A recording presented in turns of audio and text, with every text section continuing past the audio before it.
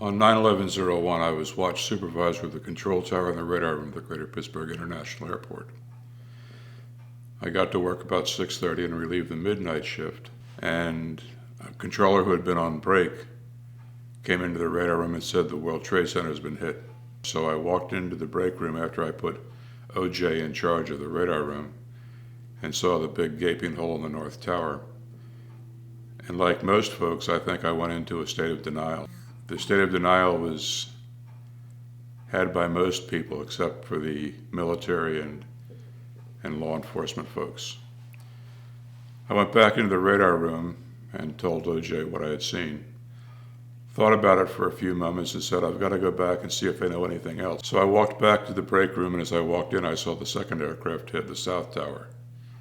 And that's when I knew we were either at war or going to war. As the day went on, the communications between air traffic controllers and the military and among air traffic controllers was very garbled. It was like 1,000 people playing Whispering Down the Lane. At one time, we thought there were up to 12 airplanes missing, which was incorrect. Only the 4 were hijacked. But it was just a state of confusion most of the day. And then when the order came to land all aircraft, as I recall, the number was 4,552 airplanes that were airborne were put on the ground by 12:30 in the afternoon. It was not a country that attacked our country, but a philosophy. So, there may be no government to fight, to contest, but there is certainly a way of thinking out there that we have to defeat. Well, personally, I was in a state of shock.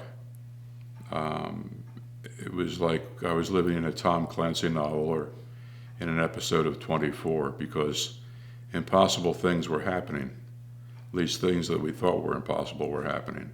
Somehow I feel there's a piece of me in the ground out there, and I go back and mourn.